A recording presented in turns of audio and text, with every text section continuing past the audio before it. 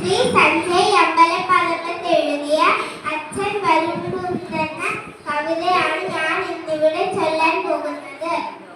അച്ഛൻ വരുന്നുണ്ടിന്നു വരുന്നുണ്ടുച്ചയോടെത്തുമെന്നമ്മ ചൊല്ലി, എപ്പോഴുമേറെ ചിരിച്ചമ്മ ചൊല്ലുന്ന കാര്യമിന്നെന്തേ കരഞ്ഞു ചൊല്ലി.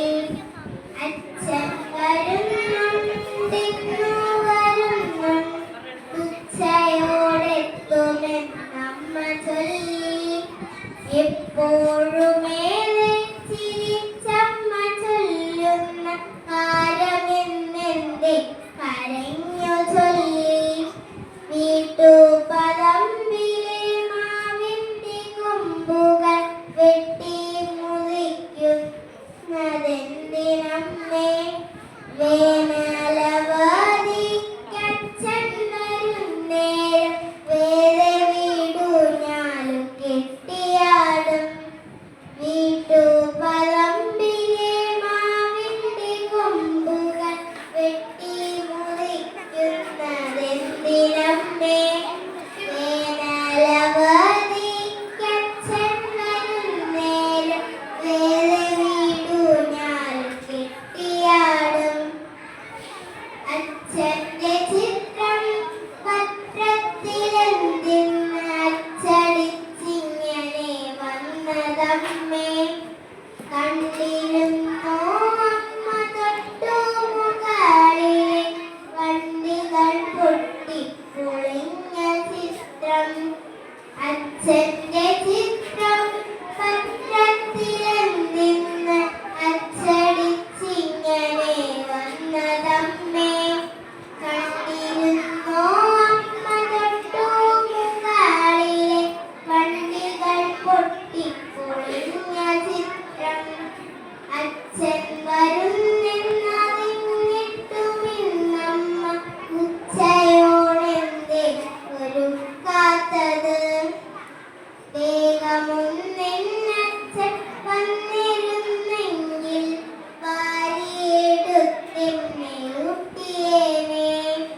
അച്ഛൻ വരുന്നെന്നറിഞ്ഞിട്ടുമിന്നമ്മ ഉച്ചയോടെന്തേ ഒരുക്കാത്തത്, വേഗമൊന്നെന്നച്ഛൻ വന്നിരുന്നെങ്കിൽ വാരിയെടുത്തെന്നെ ഊട്ടിയേനെ.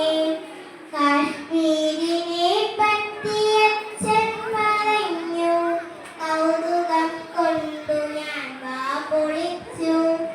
മഞ്ഞുമലകൾ നിറഞ്ഞൊരു സ്വർഗം മോഹിച്ചു പോയതു കേട്ട നേരം.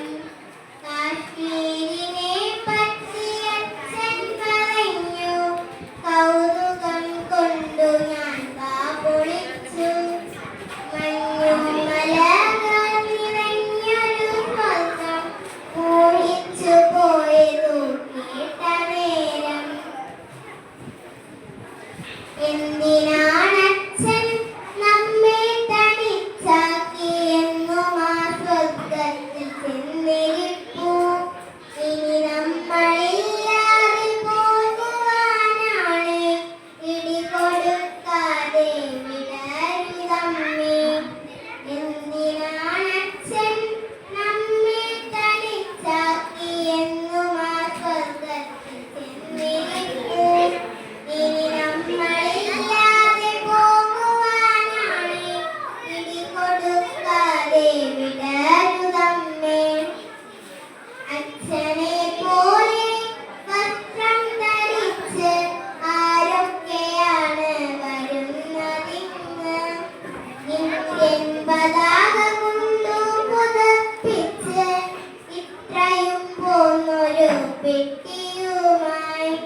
അച്ഛനെ പോലെ വസ്ത്രം ധരിച്ച് ആരൊക്കെയാണ് വരുന്നതിന്ന്, ഇന്ത്യൻ പതാക